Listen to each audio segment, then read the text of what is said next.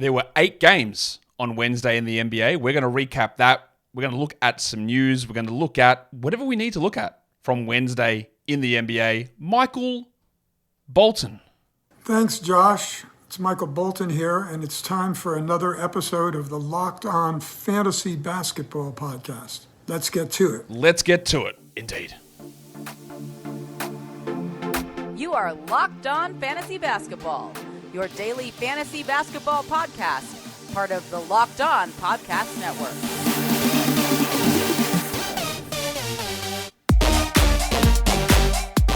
Hello and welcome to the Locked On Fantasy Basketball Podcast, brought to you by Basketball Monster. My name is Josh Lloyd, and if you're a fair dinkum Aussie, this is what you'd have for breakfast. A VB long neck at 20 to 8 in the morning. Get that up ya. I'm also the lead fantasy analyst at basketballmonster.com. And you can find me on Twitter, as always, uncensored, at redrock_bball, on TikTok at redrock_bball, and on Instagram at LockedOnFantasyBasketball. Today's episode is brought to you by Jace Medical. Empower yourself when you purchase a Jace case, providing you with a personal supply of 5 antibiotics to treat 50-plus infections. Get yours today at jasemedical.com. That's JASE medical.com. Thank you also for making Locked On Fantasy Basketball your first listen every day. We are free and we are available on all platforms. 8 games on today, lineup shenanigans, blowouts, players injured and guys stepping up. There's a lot of stuff for us to cover, so we're going to get cracking right now. And we're going to take a look at what we need to look at. We will just start by having a look at some news that has dropped, and one of those is the news on Draymond Green's suspension. It is 5 games. Wow. Didn't think the NBA would go as hard as that. I think they should have gone harder, but whatever. 5 games. I thought they'd give him 1. So that rules him out for a week and a bit. It is only a couple of quality game days in there. I do think that given how well he had been playing, you probably do want to hold on to him. But obviously it's frustrating. But what this does open up is a gigantic opportunity. There is no Steph for at least Thursday's game, and they said that they'll reevaluate him later in the week. So I'm going to guess he doesn't play Saturday as well. And I would expect Steph maybe back middle to end of next week. And now there's no Draymond for all of next week as well. So Saric was going to start anyway. He's the ad, right? We had Saric for this short term. Brandon Pajemski, I think, benefited a lot from Steph being out, but also a lot from Clay being out. But he's someone to watch. Whether he takes all of Moody's minutes and we eliminate all of the Corey Joseph nonsense remains to be seen. I don't think that this means huge amounts for Kuminga. We saw it last game. He did nothing. He didn't step up. He could, but he would be priority behind Dario Saric in this scenario. And in the Kelly Oubre situation, report today was that maybe he's back at the end of November. So that's like 2 weeks away, which seems remarkably quick considering the way that they discussed this injury at first. He's going to have significant time off. 2.5 weeks is not significant time off, but we'll see exactly what that does and when he comes back and all that stuff. We're going to talk about the Sixers and their rotation and the difficulty in streaming in fantasy because of the stuff that goes on. And of course, the coaches don't care about fantasy, and nor should they, nor am I asking them to. But it is frustrating to try and figure out what is going to happen. So that's where we're at. Oubre, again, you could look at Oubre as a guy to stash and grab, but honestly, his production was falling away anyway. He was moving towards being a borderline 12-team category guy, probably more so a must in points than categories, but we saw once the shooting dropped away for him that the production wasn't quite there. So I'm not thinking that that's a must stash type situation.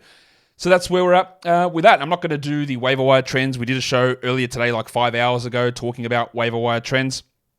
So no need to get into that, but what we can get into is just straight into the games, and it wouldn't be a day in the NBA without the Wizards getting their pants pulled down because they got spanked again by the Dallas Mavericks in this one. The score 130 to 117, the final score here. This team is embarrassing. Look, we've seen bad teams in the NBA before, but honestly, I can't quite remember a team that's got legitimately okay players. Like, you can talk process Sixers, or as Americans would say, and I just realized this now, that I would say process and you would say process.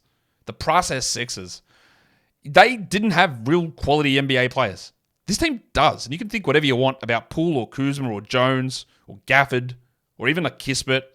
They shouldn't be getting beaten the way that they're getting beaten. It's embarrassing. Like, it's horrible stuff. It's really, really bad. And it's causing frustration. Let's talk Dallas. Derek Lively, 24 minutes, 17 and 9 with 2 blocks. Really an amazing performance. He should be on somebody's roster. In 12-team points leagues, probably not. 12-team category leagues, yes. And I don't know where we sit with Derek Jones Jr. because there's a real pattern here. Kyrie is out, he steps up. 20 points, 2 threes, 7 rebounds, 1 steal, 2 blocks, 73%. He's top 75 over his last 5 games. I've got him on a 12-team roster. He doesn't have to be rostered, but, that's pretty good. And I'd be considering him. Tim Hardaway had 31 with 7 triples in 27 minutes. He did bang his knee late, so we'll see how that goes. He just is the same guy that he always is. A points and threes guy who has fluctuating shooting percentages, which makes it hard to label him must roster at any point. Luka, 26, 7, and 10, didn't shoot well. In fact, from both percentages, he has really sort of dropped the last couple of games in terms of those shooting numbers in particular, but still obviously racking up big numbers. And it was finally a solid Grant Williams night. 10 points, 7 assists, but we don't look at that as a 12-teamer. We had 37 minutes from Josh Green, which sounds great. No Kyrie, Green starts, and then he went scoreless. Missed all 4 of his shots and had 4 rebounds. He has regressed significantly. A lot of the shooting numbers for him last season seemed a little fluky, but he's been dreadful. We don't need to roster him anywhere. And then Seth Curry had 15 points in his 20 minutes on 6 of 6 shooting. This is just a product of it being an absolute ass-kicking. We also got 2 minutes of Rashawn Holmes, so that's that. On to the Wizards. Jordan Poole, this is what I don't understand about this team. They were getting their asses kicked. They pulled all their starters, and then they put Poole back in at the end. Like, why? I'm okay with it, and you're okay with it for fantasy, but why? Why did Tyus Jones play 22 minutes? Why did Daniel Gafford play 24? Why did Jordan Poole get put back in to play 32? I don't know. I'm not saying that Jones and Gafford played particularly well because they didn't, nor did Kyle Kuzma, but he still got 30 minutes. Nothing on this team makes any sense. As for Poole, better. It's still not good. And he's just, is he just an absolute dropkick? Maybe he is. I think he is. But I also know that there is still more that can come here. Why is he not getting any free throws at all? Why is he not getting any ball handling stuff or assists? It's just not happening. He still can't shoot, which again, he has shown that he can in the past. It's really frustrating. 16, 5, and 3 with 2 threes, 35%, 2 of 2 from the line. Like, it's better. It's not good, but it's better. And all you can do is hold at this point. Kuzma, we talked so much about how the shooting was just at levels that couldn't stick. 22, 6, and 3. At least he went 8 of 10 from the line. That's encouraging, but 33%, 6 of 18 from the field. He just shoots too much. While Gafford, another 10 and 9, which is good, 83%, which is good, but the low minutes, he was getting cooked. He was a minus 16. Still not the worst on the team because there were 2 other guys worse, Kuzma and Jones. And the rotations continue to be frustrating. And Jones had 12, 3, and 2 in 22 minutes. Now, a lot of the questions I get is, what do I do with Tyus Jones? Like, the bloke's not even in the top 150 for the season. He's not in the top 170. He's outside the top 200 over his last 5 games. The minutes are all over the place. The upside for him versus a Kuzma or a Poole is nowhere near there, or even a Gafford. It's getting to... If I'm in a 10-team league, I would drop him. If I'm in a 12-team points league, I would drop him. In a category league, I probably would hold. But to me, this team, there's so many uncertainties, not only game by game, but week by week. Are they going to trade? Like, Jones should be traded. Kuzma should be traded. But will they? Will they do anything with this? I don't know. Bilal Coulibaly, 28 minutes, 10 and 8, 2 threes. This is, again, not the problem with Bilal, because it's still pretty good, right? It's that you're going to have these nights where there are big numbers and they come a lot with defensive production, but he had 8 usage.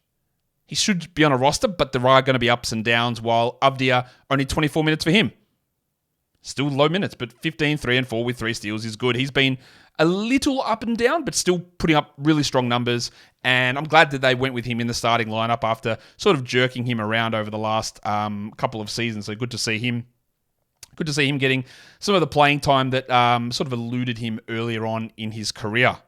Today's episode is brought to you by FanDuel. Score early this NFL season with FanDuel, America's #1 sportsbook. Right now, new customers can get $150 in bonus bets with any winning $5 moneyline bet. Put that bet on the Wizards' opponent, well, maybe you're going to get $150 in bonus bets. Maybe.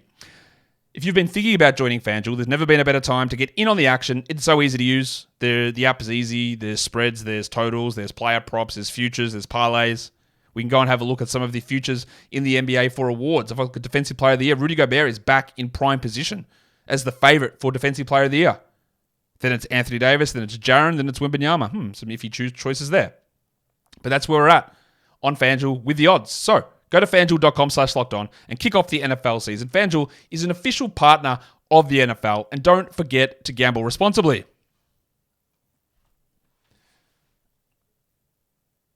All right, let's go to the second game. The Bucks comfortably handled the Raptors 128-112, and that's without Giannis. Lillard was great, and that's awesome because he had been struggling, obviously. But despite all these struggles, over the last 5 games, Lillard is 17th. 37, 4 and 13, 4 threes, 2 steals, an amazing 15 of 16 from the line. He's getting so many free throws this season. So many. And Malik Beasley popped off. 30 points, 8 triples, 79% shooting. Do not chase this, please. Yes, there are more minutes available for him with Crowder out. He didn't get them last game, but he just got more opportunity here. The shots went in. He was a plus 34. It all worked out spectacularly. If you want to stream someone for threes, he's always going to be in that mix, but we don't need to add him in 12s. Good game from Brook Lopez. In fact, a fantastic game. This might be a great opportunity, actually. It's a great opportunity for me to tell you about something that I've been teasing, I've been talking about. We've been putting a couple of players from this Bucks team on Washed Watch. Yeah, there we go.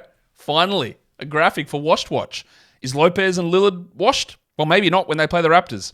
10, 8, and 4 for Brook, 1 steal, 7 blocks. Now, the shooting's still not great, but this does elevate him just on the border of the top 100. We obviously still keep rostering him and hope we can get more of these big block games. With no Giannis, they did not start Bobby Portis, which was a little bit of a surprise. They started Andre Jackson instead, but it didn't really matter. I don't really know what the point of it was because Portis played 31 minutes and Jackson played 17.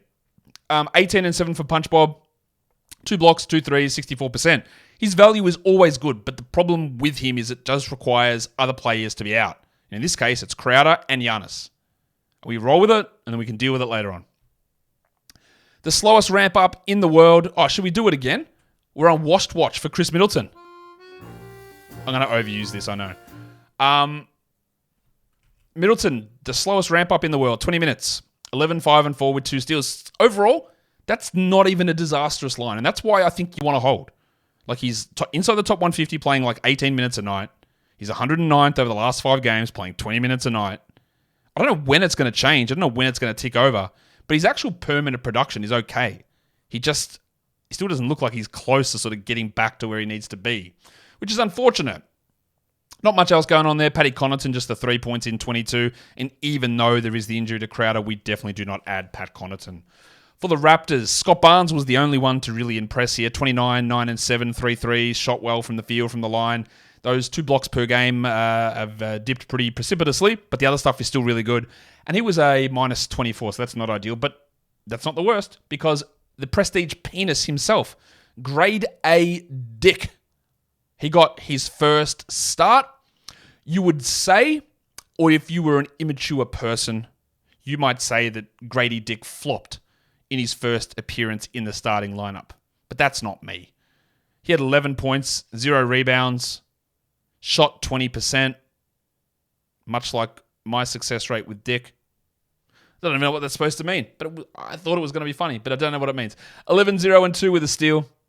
He did hit his free throws, but we don't need to roster Dick. Dennis Schroeder, only 23 minutes, 9, 3, and 5 with 2 steals. He has plummeted after a really hot start. Really hot. And now it's shithouse. But he'll be okay, but he's fallen back outside the top 75 now. I think he's going to push around the top 100 mark for the rest of the year. And then we got an interesting thing, and if you just watch this or looked at this box score, which you're doing, and you may not have context behind this, but you'd look at Jakob Poeltl and you go, all right, let's go. We're rolling here. 13 and 11, 4 steals and 2 blocks. 60% shooting. I love it. That's what I'm here for. I love it. But it didn't really work out that way because he was benched. Precious Achiuwa, the big sneeze, started the second half. I mean, oh no, what's going on here? Poeltl came in, got them back into the game, and posted a big line. So now I don't know what to make of it. At the end of the game, post-game, Darko said, yeah, look, this is something we might just do. Just wanted to get something out there with more mobility on pick and rolls and switches, blah, blah, blah. But it didn't really change anything in terms of Poeltl's numbers. In fact, it helped them. So I don't really know what to make of it. That's great. 4 steals is never happening regularly, but 13, 11, 2 blocks, good. It's fine. My confidence level is a little shook, though, in where Poeltl sits. As for Achiuwa, played fewer minutes despite starting the second half. 11-4 with a pair of blocks, while Boucher had a block and 9 points, 9 rebounds. And the little Pascal Siakam resurgence, he fell away. 11-7-5. And we're not all that worried about the shooting numbers, which are concerning. But back to 20 usage, I can't figure it out. He was like 20 usage, 20 usage, 20 usage, 39 usage, 38 usage, 20 usage. Where's the pecking order? Where's the hierarchy? It's not great that he just didn't do anything offensively and they got smashed. So maybe they do need to use him more. He is a confounding player or problem at this point for fantasy managers in the season. The Boston Celtics, the Philadelphia 76ers, the Celtics without a bunch of guys, and they still get it done. They're fairly ominous. No Porzingis, no Jaylen Brown. So it's time for the big fella Al Horford to step up. Now, last game I said he was an interesting stream and he shit the bed. Today he had 14-8 with 4 threes, 3 assists, and 5 blocks. Just an amazing performance from Al on 14 usage. And Derek White, buy low legend, Derek White, 27-3-5 with 4 threes on 58% and 9 free throw attempts. 9 free throw makes, 10 free throw attempts. He'd been rolling at minuscule usage. Jalen and KP go down. Everything ramps up. We love it. Fantastic. Tatum had 29, 8, and 6 with 2 steals as well, so big numbers for those 3 guys. And Holiday was good as well. They just were able to do stuff because guys were out, Porzingis and Jalen, as I said. Sam Hauser, who'd been just shooting it absolutely amazingly, did not. He had 8 points with 2 threes in a 35-minute start. He still remains a 3-point streamer, but some of the luster came away there. And there's nothing else really to talk about. But let's talk about the Sixers, because yesterday they were without Kelly Oubre, of course. They were without Nick Batum, exactly the same as today. Robert Covington started. We went, all right, let's fire up our Bob Covs. Let's see what we can get. Are we hearkening back, or is he washed? Is he? I'm going to do it again. Was Rob Covington a washed wash? He was. And then, of course, he played 37 minutes. Look, you just can't predict this shit. That is literally impossible to do, right? To try and understand how the minutes sort of go back and forward between these guys. Now, yes, the matchup probably does suit Covington more here, but that is a 21-minute difference. Because the guys I guess you could have looked at it and gone, yeah, they replaced him with Marcus Morris in last game, and that is not good for anybody. Marcus Morris isn't even on washed watch. He's cooked. We know that. He's been sizzled up for a while. Covington had 16 and 6 with 2 steals, and I guess we're back on the horse. At least until Batum returns, he's some stream value, but it is going to be up and down. 34 minutes again for DeAnthony Melton. The wave pool had 16 and 7 with 5 threes on 50% shooting. Starting to round into form. I don't know what the minutes will look like when Oubre comes back, but theoretically, they shouldn't really be impacted at all. You should be able to just play these minutes every night. Marcus Morris was scoreless in 8 minutes. He should not touch this rotation. Pat Beverly was minus 17 in 10 minutes. And the good thing is there are actual usable replacements. Because Jaden Springer, the package exists. 9 points, 2 steals, 80%, plus 20. Paul Reed was a plus 15 in his minutes too. There's no reason for these crusty old bastards in Beverly and Morris to be playing as much as they are. I don't know why Nurse does it. He has no history with these guys. Is it a locker room respect thing? Morris was cooked 3 years ago. I don't really get it. I don't really understand it. But I don't think it's one of those ones where you watch it, you go, there's no way. Like, how does this continue? And I don't think it can. So if I'm in a deeper league, I am watching Jaden Springer and I am paying attention to some of the minutes here because he was really good. And if he's able to find himself in a role that is commensurate with the way that he's playing, which I think is possible, there is going to be some value, I think, there for him in deeper formats. Today's episode is brought to you by the Jace Case, brought to you by Jace Medical. The Jace Case is a set of 5 emergency antibiotics that you can have at home in case disaster strikes. It's doctor created and doctor recommended. You have these situations where you might not be able to access healthcare. You might live remotely. There might be earthquakes or landslides or tornadoes or floods or fires. And sometimes having these things at home is the difference between life or death. But it's not just that the Jace Case can provide, because now they can give you your daily medications, yearly supplies of them, and get them too, just to help navigate issues with supply chain difficulties. and having the peace of mind of knowing you've got your medication at home. They've also got generic alternatives to things like Viagra and Cialis as well that you can get in year-long supply. So if you go to jacemedical.com, you can see some of the things that they can provide you on that year-long supply of your daily medications. Again, there is access to registered physicians, licensed pharmacies providing the medication as well. So go to jacemedical.com, use the code LOCKEDON for $20 off your purchase. The website is jasemedical.com, and the code is locked on, and that will save you $20.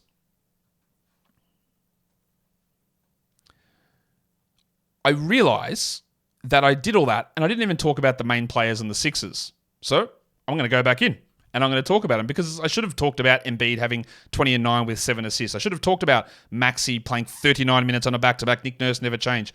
23 and 4. Maxey's efficiency did drop here, 40% shooting. I don't think that Tyrese, who is a first-round player this season, is going to remain a first-round player, but I don't think he's going to be significantly far off. Like top 20, sure. And I don't even think I would sell high on it. Like, who are you getting? You're not getting another first-round guy back. So while there is, like, it's not a zero chance of him maintaining first-round value. It's probably 10%. And maybe he doesn't fall outside the top 25. I'd rather hope on that small percentage he stays as a top 10 player. And if he doesn't fall that far. Like, there's not an absolute no-brainer. This is definitely going to fall away 40 spots. I'd rather just hold him, I think. Well, the thick hogsman was solid enough here. Toby Harris, 16, 7, and 3 in the old 38 minutes. So that's that game done. Let's go to the next one. The New York Knickerbockers, they get a victory over the Atlanta Hawks here. 116-114 to the Knicks is the final score. There was no RJ Barrett again with a migraine. He should be back for the next game, I would hope. But then Quentin Grimes hurt his hand. They're calling it a bruise. He played 29 minutes, Grimey. So that means that the Josh Hart minutes bump probably sticks. Hart played 33 minutes. He wasn't spectacular by any stretch. 9, 8, and 5. And his recent numbers aren't even super strong. The minutes have been up and down. And on a healthy team, I wouldn't roster him. But they're not currently healthy. So you do have Josh Hart. And then the Emmanuel Quickley roller coaster continued also. This was a good game. 20 points, 4 assists, 28 minutes, shot well. But we also know that he hasn't been reliable either. Not even a top 120 player over the last 5 games. Some rough early shooting from Brunson. How did him and Quickley have 0 rebounds each? Brunson had 24 points in 41 minutes. Like, calm down, Tom. 8 assists on 42%. Well, is the double royal back? He might be Julius Randle because over his last 5 games, he's ranked 33rd. 29, 10 and 8, 50% from the field, 2 of 2 from the line, even generated a steal. You knew that those numbers initially were not going to stick. He was shooting absolutely horribly, and it wasn't going to hold. It's probably not going to hold at this high level, but it's good to have him back. Robinson played 31 minutes, 6 and 15 for Mitchie with 3 steals and a block, some good numbers there, and the comical 5% usage. For the Hawks, Trae Young returned 34 minutes, 15 points, 17 assists and 2 steals. Soon, some shots are actually going to fall for Trae because he took 12 shots and hit 33%. And he's going to go on a run where he averages 30 and 15 for like 2 weeks. At some point, they will fall. And even with them not falling, he's still a borderline first-round guy over the last week or so. And with Trae back, not surprisingly, DeJounte Murray took a step back. 13, 5, and 2. He shot 50%, and he's shooting really well this season. His three-point percentage is really quite high. Yeah, but like this is just what the problem it is with Murray trying to get those numbers is that when Trae is there, it's harder for him to put up the numbers. And when Trae is gone, the ball runs through him like it did back in San Antonio, and the numbers go up. That is a relatively simple equation. Jalen Johnson was great, 18 points, 4 threes, 2 blocks and a lead efficiency. While, how about Bogdan? Moves to the bench, 29 minutes, 28, 3 and 3 with 2 steals and a block, and 8 of 8 from the line. Yesterday, he struggled in the start, moved to the bench, put up big numbers. His steal rate is so high this season, and he's putting up really good numbers. Honestly, really surprising how good he's playing. How good? That's not English. How well he's playing. DeAndre Hunter, yes, he stinks. 5 points in 26 minutes. We drop him. While the depressed penis, that's 2 solid games in a row for Bay. 16 and a lot of riches there. 2 threes, 2 rebounds, 2 assists, and 2 steals on 70% shooting for Bay. Do I want to roster him? Nah, I don't think so. I think I'm all right. I'll stream him in. That's sort of what we use it for. Like the reason I was picking him in round 11, round 12 of drafts is because A, he was falling to me. I thought that they were going to start him. He'd play 31 minutes. He might get 15 points with 3 threes. But like I said a million times, I don't think he's particularly good. But I also do think he might be better than DeAndre Hunter. And he's producing numbers which are okay, enough to be considered a nightly 12-team stream sort of scenario, but absolutely not someone you have to hold on to under all circumstances. 22 minutes for Okongwu, 26 for Capella. Okongwu remains a category league hold, but not a points league hold.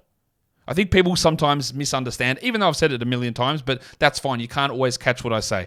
As for Okongwu, someone said, hey, do I hold him in 10-team points? Absolutely not. You don't even hold him in 12-team points. You'd be waiting only for a trade for that to be useful in that scenario. But in a category league, he still provides value in a backup role. And then if a trade occurs, his value goes through the roof. But in points, he's probably 30, 40, 50 spots worse. So you don't have to be holding him in that sort of scenario, I don't believe. Not much else going on there. I don't think so. Let's take it across to the next game. It is the Orlando Magic, who were up big, and then the Bulls. The Chicago Bulls came roaring back. Good for them. Goga Bitadze got the bulk of the minutes this time. It had been a really 22-minute split basically every game, and he played 26 here, Goga. Interestingly, that meant that very few minutes went to anyone else at center outside of him and Wagner. 15-11 with 2 steals for Goga, who is a 12-team-ish sort of a player. The same as Mo, who had 5 and 4 in 20 minutes. Bad game from Mo, good game from Goga. Last game was a good game from Mo, bad game from Goga. It's a bit all over the place, and that makes them solid enough, but we don't put tremendous value on them. Cole Anthony, only 22 minutes, which is more of a red flag to me than anything. No Fultz, and he played 22 minutes. He had 16, 5, and 3, and shot well, but he's so up and down, and the minutes not pushing up is concerning, while Anthony Black is just so far away from it at the moment. 7, 4, and 2 in 27 minutes. He's getting minutes, but he's nowhere near contributing anything for fantasy. Paulo really struggled with both percentages, but 17 and 9, while Franz, in a bit of a slump here, Wagner, I would be looking to buy low. 177th over his last 5 games. A bit of a struggle street here for Franz, who had 13, 2, and 3, and the shot just not falling. But what about John Isaac? The yokai himself, he who shall not be named, Lord Voldemort, is back, and he played on a back-to-back. 17 minutes with 7 rebounds, 2 steals, and 2 blocks. That's really good. Now, before we all start getting, I don't know what the right word is, moist, whatever it is, something. It's still only 17 minutes. He's still only ranked 223rd over the last 5 games. Like, it's more just a defensive stats streamer that we're keeping an eagle eye on. There's no really clear path for 25 minutes here. There isn't. But if you're looking for defensive stats, he can obviously bring that. Gaz Harris returned. He had 6 points in 21, while Suggsy played 27 minutes. Bad shooting again, but 5 assists for Jalen with 3 steals, 10 points, 2 threes. He should be on a roster. For the Bulls, DeMar DeRozan was out with personal reasons. He may return Friday. He may not.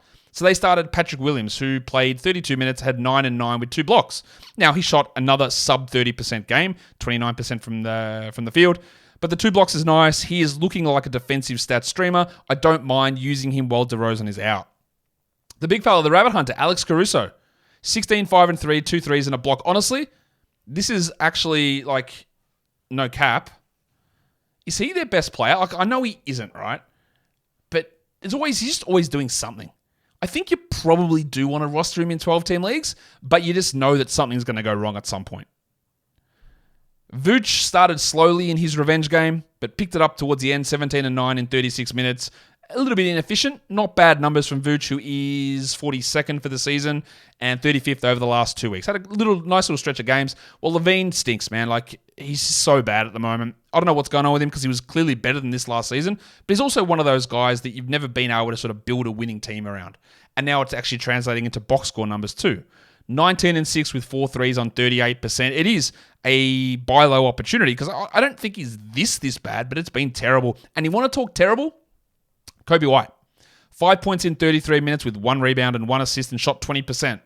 He still played 33 minutes, so that is your shining light. That is your silver lining to hold on. And I would hold him. But that was a terrible performance. And then we had randomly 4 minutes for Julian Phillips. I'm not really sure why. I think that was early, like even in the first quarter. Came in and they went, no, thank you. They got cooked, but they did bring it back towards the end to make it a closer contest than it looked like it was going to be. Let's go to the next one. This was a pretty sizable beatdown. We've got stuff to talk about on the Phoenix side of things, but for better tell you the score. The Suns beat the Wolves 133-115. Another low-minute game for Jaden McDaniels. 23 minutes, 13, 2 and 3 with 2 steals. Now, the 2 steals are nice. The 60% shooting is nice. The 22 usage is actually nice. But I don't know if this is worth holding on for. He had some foul trouble. It was a blowout. He just doesn't pop for category leagues. And even in points leagues, he's 217th, averaging 17 fantasy points. I don't, okay, again, maybe I'm not committed to this. I'm not fully on board with it. But I'm also not someone who thinks, just wait, top 100 breakouts coming. I definitely don't think that. But I do think that we just may not need to hold him. Gobert just the 25 minutes, but he did have 2 blocks. He had 8 rebounds. Somehow can't shoot anymore. Another sub 50% shooting night, which is weird. Well, Towns is actually cooking at the moment. Townsy's 11th of his last 5 games. 25 and 7, 59%. It was actually a stinking Anthony Edwards game, who, despite some people taking him in the first round and early second, is really not at that spot, especially of late. 13, 4 and 4, 111, 25%. Now, he's been really good. I'm not saying he's been bad, but he's taken some steps forward, but I don't know. Has he taken enough to justify where he was picked? I'm not sure that he has. He's been pretty good, though. Nazareth Reed, 13-9 in 19 minutes. That's okay, but it is feeling like him on a 12-team roster spot's probably more useful to stream into that zone, while Conley had 14 in 22 minutes. That just tells you how much of a blowout this was, just the minutes here.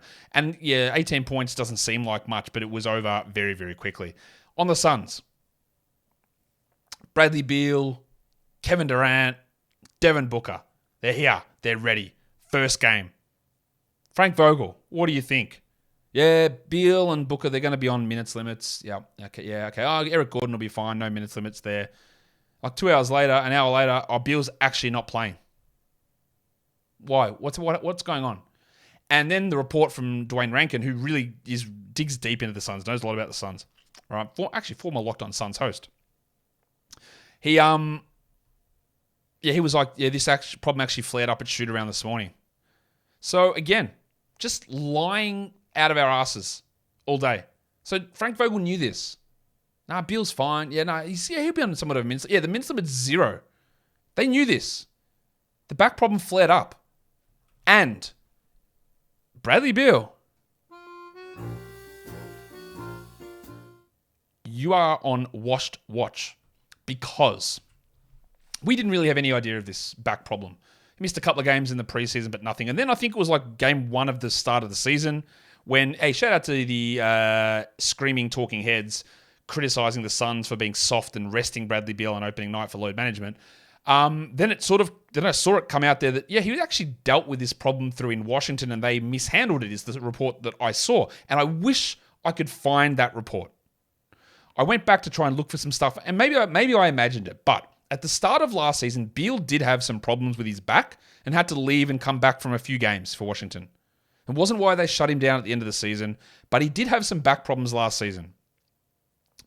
And I am in the position here of, this is 3 times that this has flared up again. He looks absolutely uncomfortable on the court.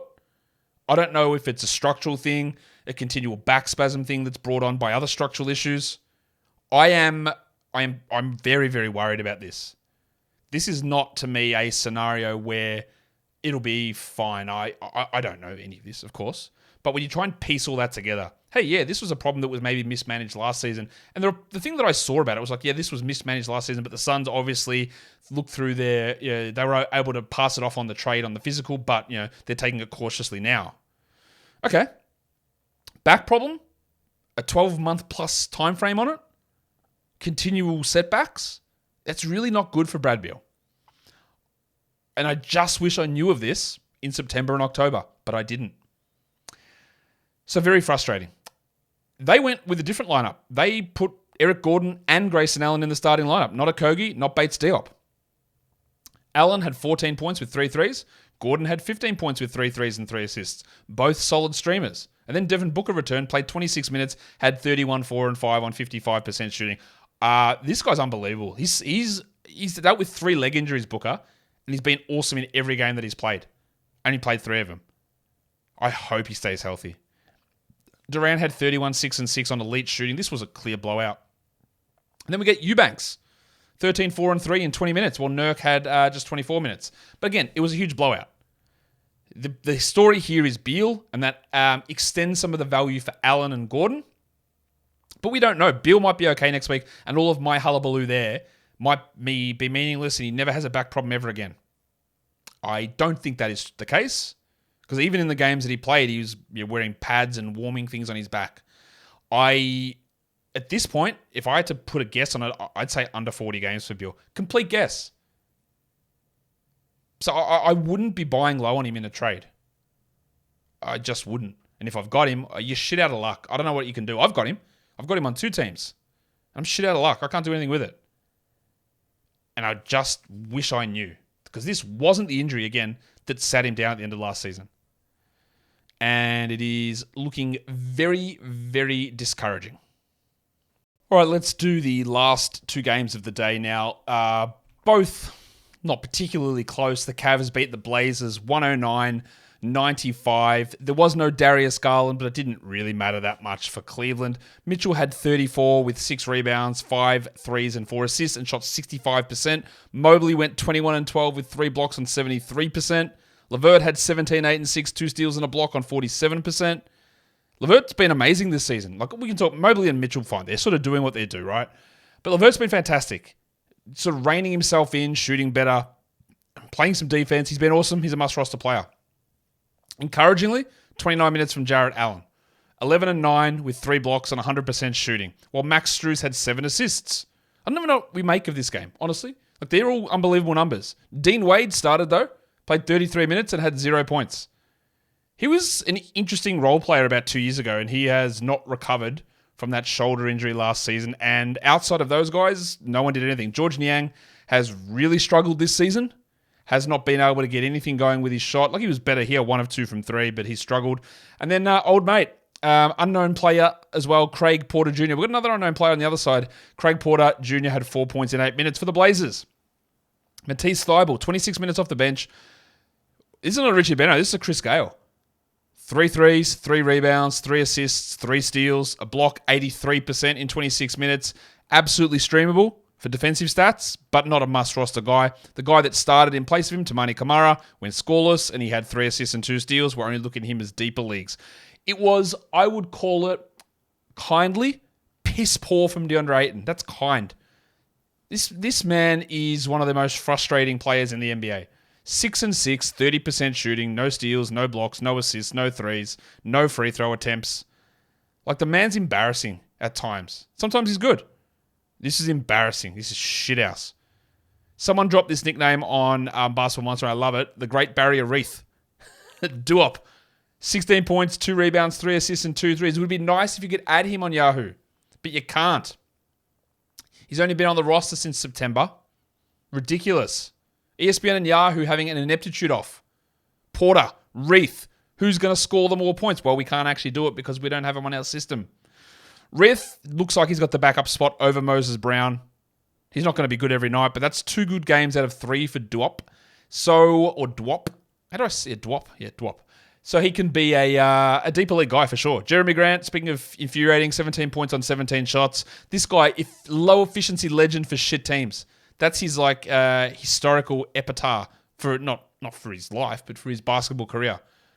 3 rebounds, 2 steals, another frustrating player. While Skylar May's got 31 minutes, 13, 1, and 4. It's not blowing you away, but it should be on a 12-team roster until someone returns. He shot 31%, and Shaedon Sharpe, 40-minute legend, played 27. I think he's exhausted. He was minus 27, and I talked about this, I think, on the pregame show today.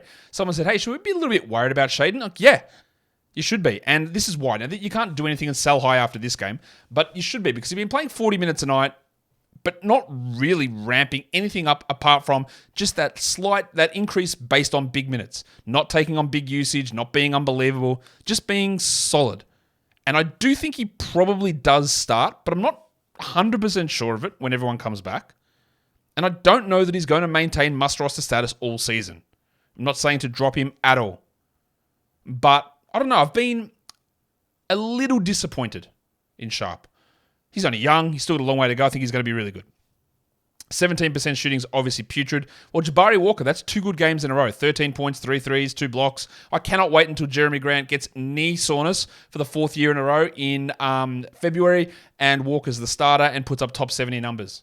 If you have any ability in any sort of deep situation to stash Walker, I can't guarantee you this, but I can go close to it. Jabari Walker is going to have fantasy value later this season.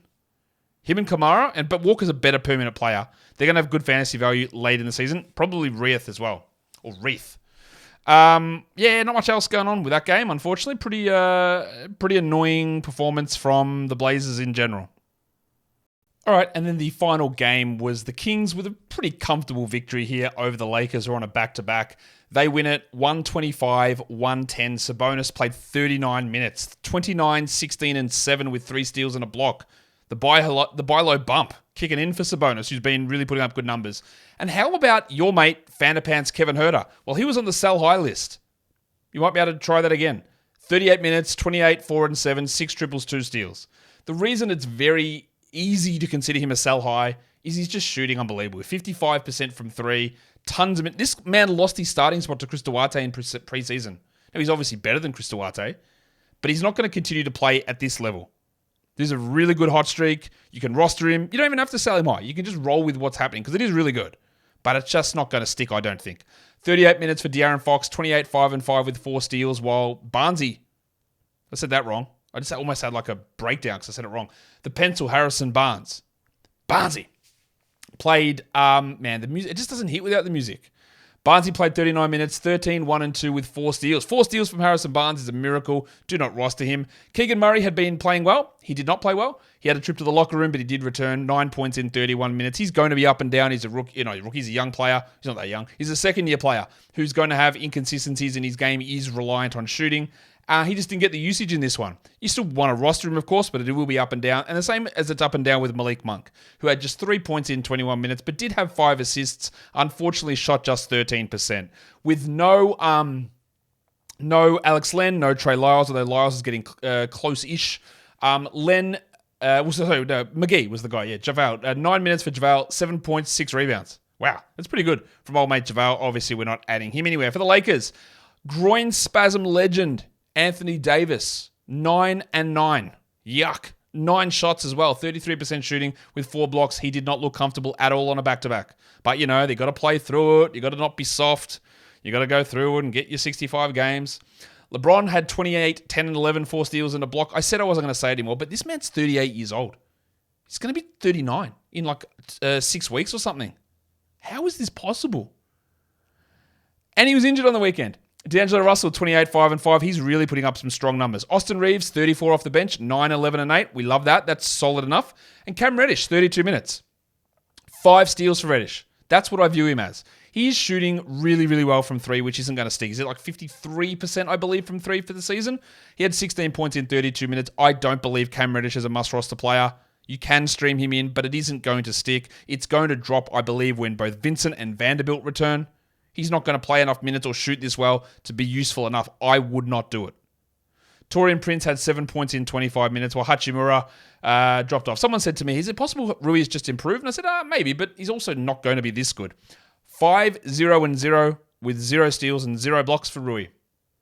He just isn't a very good player. And I know that I'll cop heat because he's one of the weirdest players with stands in the NBA. He's not that good. He's a terrible fantasy player, and you shouldn't be rostering Rui Hachimura, who's apparently 41% rostered in 12-team leagues. What? And then Christian Wood, the crucifix, played 9 minutes. It took less than 4 weeks for the Lakers to go, thanks, but no thanks. This man's going to be out of the rotation when Vanderbilt returns. Obviously, you can jack off Christian Wood. And that sounds sacrilegious, but you can do it. He can go, bye-bye. He's terrible, he's bad, and he can go. That does it for the games. It doesn't do it for the show, but it does do it for the games.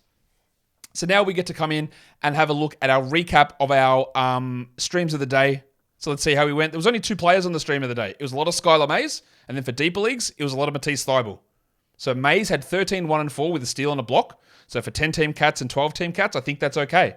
21 fantasy points, you probably could have done better, but it's not a disaster. And then for 14 and 16-team leagues, it was Matisse Thybulle, and that's one of the biggest thumbs you'll see. 13, 3 and 3, 3 steals and a block with 3 dribbles. An amazing game from Thibault. A really interesting deep league player, but not a 12-team must, just a stream sort of a guy. Just a stream guy when you need to use it. So let's look at the monstrous line of the night. This was, I think, probably the most closely contested final result for a monstrous line of the night that we've had all season. I thought until about 7 minutes to go in the final games that it was going to be Damian Lillard, but no. 2 guys battled, Sabonis, LeBron, and in the end, Domantas Sabonis gets it.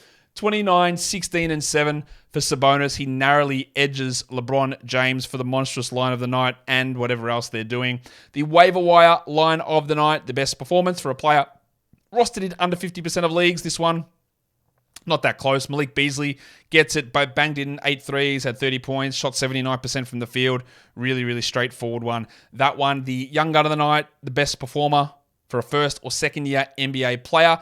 We go to one of the early games, in fact, the earliest game of the day. We go to Dallas for Derek Lively II, who had 17 points, 9 rebounds, and 2 blocks in his 23 minutes. And the dud of the night. Ooh, a few options.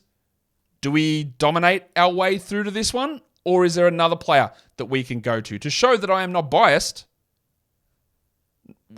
I'm not, but this guy was just also shithouse. It was Kobe White. 5 points, 1 rebound, 1 assist, 20% shooting. Dreadful stuff from old Kobe. I would still hold. Now we look, finally, the top 6 players for the day. How are we going to phrase that? I need a better transition into that. It's not really flowing, but it doesn't matter. You don't care. The top 6 players today, Sabonis at 1, then LeBron, Lillard, Durant. Look at those names. LeBron, Lillard, and Durant. Kevin Huerter somehow slipped in there, old fan of pants, and Bogdanovic with a solid performance to get into the top 6 lines of the night. Your top 6 players under 50% rostered, number 1 was Malik Beasley, followed by, what did I call him the other day? Alfred Horford? I think it's Albert Horford. Someone corrected me. Albert Horford, Derek Lively, who should be rostered in 12s. Matisse Thybulle, really good game, probably shouldn't be. Derek Jones, I'm very borderline with Jonesy. I've got him in a 12-teamer. It is a deeper 12. I think it's the Locked On Fantasy Basketball Bowl. But he should be rostered in more leagues than he is. And the last one is Alex Caruso, who, honestly, I think you probably grab him in 12-team categories, but probably not in points. Your top 6 players in points leagues for today. Number 1 was Sabonis, followed by LeBron, Lillard, Julius Randle, Evan Mobley, the Koala. And at number 6 was Jason Tatum. And guys, that will do it for me today. Don't forget, follow this podcast, Apple Podcasts, Google Podcasts, Spotify, and on the Odyssey app tomorrow. 3 p.m. Eastern, me and Dan Titus live answering your questions on YouTube. And if you are on YouTube watching this, thumb it up and leave your comments down below. Guys, we are done here. Thank you so much for listening, everyone. See ya.